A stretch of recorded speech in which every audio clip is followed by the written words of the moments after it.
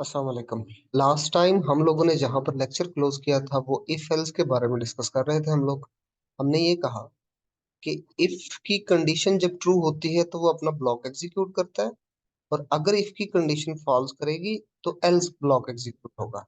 यानी कि L structure जो है वो इफ के डिपेंडेंट है। इफ की कंडीशन फॉल्स होगी तभी एल अपनी स्टेटमेंट एग्जीक्यूट करेगा, अदरवाइज स्टेटमेंट एग्जीक्यूट नहीं होगी। लाइक दिस यहाँ पर हमारे पास था। फिर हम लोगों ने ये भी कहा कि दोनों ब्लॉक कभी भी इकट्ठे भी नहीं चल सकते, तो दोनों ब्लॉक कभी इकट्ठे स्किप भी नहीं हो सकते। जहां तक हमने क्लोज किया था। अब हमारे पास नेक्स्ट मैंने कुछ सिंपल एग्जांपल्स इफ एल्स की रखी है, वो जरा देखिएगा। लाइक हमने एज इनपुट करनी है, इनपुट फंक्शन है जिसके जरिए हम यूजर से इनपुट ले सकते हैं। अगर वो एज 18 से ज्यादा हुई तो हमारा क्या होगा कि वो वोट से एलिजिबल होगा, अदरवाइज वो वोट के एलिजिबल नहीं होगा। जैसे यहाँ पर मौजूद है, अब मैं यहाँ पर 30 दे देता हूँ और मैं इंटर प्रेस करता हूँ। यहाँ पर ये देखिए आ गया कि वोट के एलिजिबल है। सेम इसी तरीके से मैं दोबारा एंटर करता हूँ, यहाँ मैं 12 दे देता हूँ। उससे बताइए और not eligible for the vote.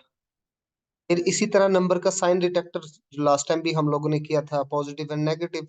Number input करो और चेक करो कि पॉजिटिव नंबर है कि नहीं है। तो मैंने 2 दिया, उसने मुझे मैसेज दिया नंबर इज पॉजिटिव। मैं अगेन से रन करता हूँ और मैं इसमें दे देता हूँ -2।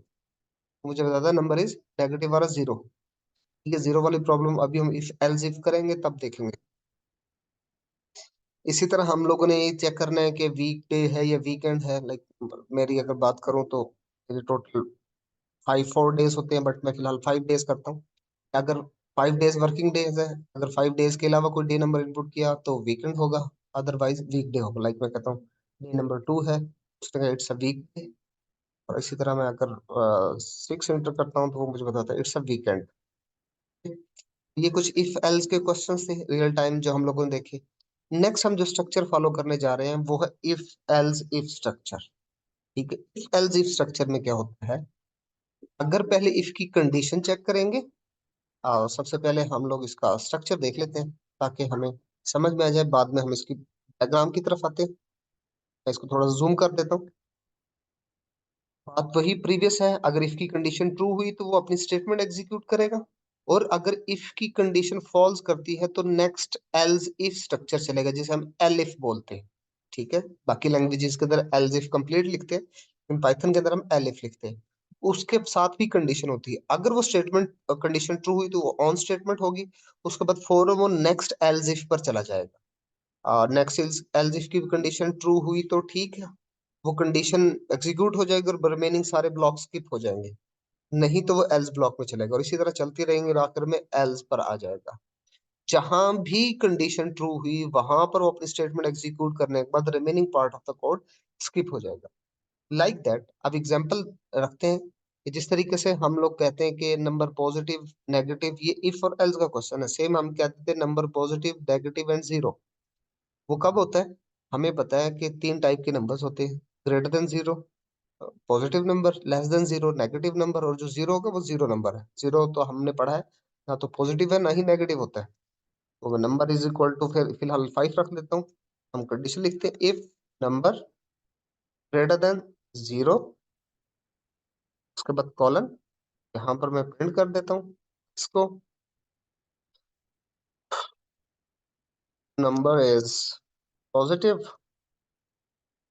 ठीक है, इसी तरह हमने अब लगाना एल्स इफ एल। ठीक है, इसमें भी कंडीशन, और नंबर हमारा लेस देन 0 हो गया तो हम लोग कंडीशन लगाते हैं, कॉलन लगाने के बाद प्रिंट नंबर इज नेगेटिव।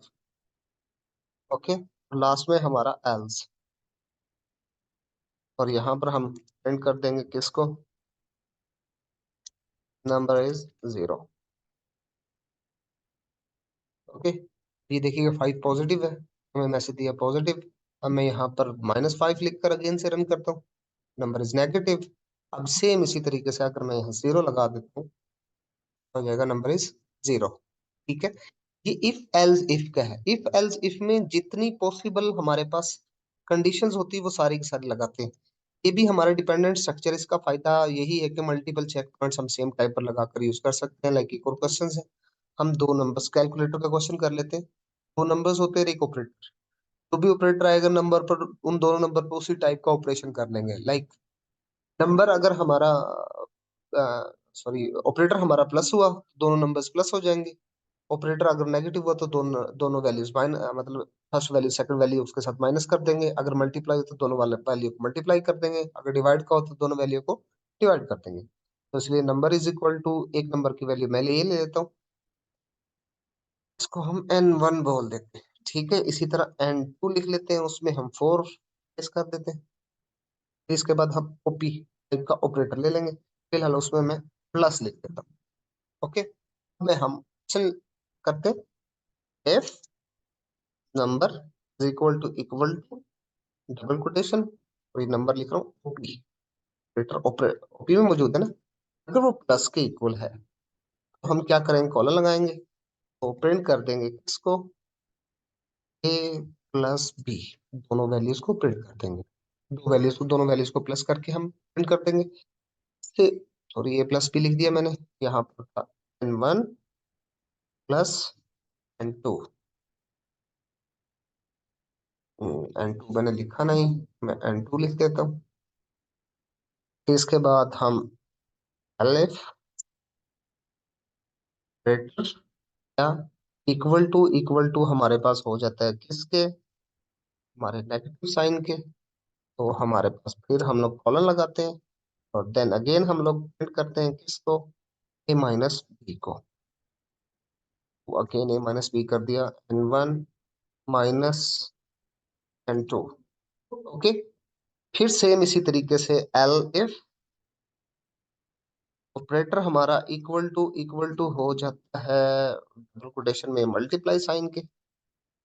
हम डबल कोटेशन क्यों लगा रहे हैं, क्योंकि हमने ऑपरेटर को एज ए स्ट्रिंग टाइप लिया हुआ है, इसलिए हम लोग ये लगा रहे हैं डबल कोटेशन।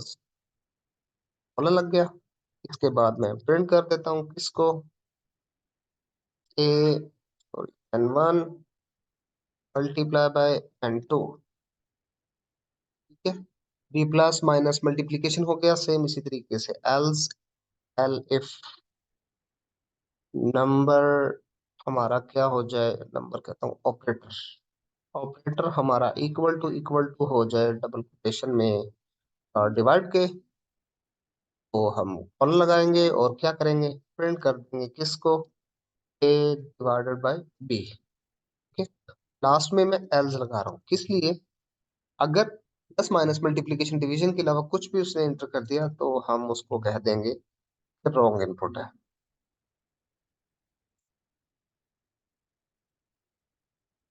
ठीक है, अभी देखिए रन करते हैं, तो ऑपरेटर प्लस था, इसके इक्वल हुआ, तो उसने दोनों वैल्यूज को प्लस कर दिया।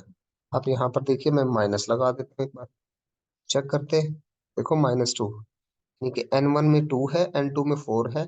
यहाँ पर ये वाली कंडीशन चली हमारी, तो उससे क्या हुआ, 2 माइनस 4 -2 आ गया। क्योंकि ओपी की वैल्यू जब हमने चेक की प्लस के साथ, यानी कि ओपी में माइनस है, minus equal to plus, condition false हो गई। ये if उसने स्किप की, इस एल्स इफ में आया, तो उसकी ओपी की वैल्यू माइनस है। So minus is equal to minus, condition true, तो n1 और n2 को आपस में माइनस कर दिया। सेम इसी तरीके से अगर मैं कर देता हूँ डिवाइड, ओके मैंने डिवाइड में वैल्यूज गलत लिखी हुई, अगर मैं एरर मैसेज पढ़ूं ए इज नॉट डिफाइंड, यहाँ पर ए और बी को डिवाइड कर दिया मैंने, n1 divided by n2। Okay, तो अगेन 0.5 आंसर आ गया हमारे पास।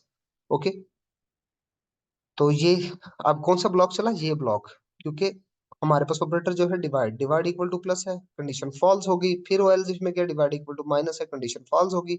फिर एल्स इफ में गया, divide equal to multiply, condition false. फिर एल्स इफ में गया, divide equal to divide, condition true, उसने वैल्यू को डिवाइड कर दिया। अब मैं यहाँ पर कुछ ऐसा ऑपरेटर दे देता हूँ जो होता नहीं। अब यहाँ देखिए उसने मैसेज दिया रॉन्ग इनपुट।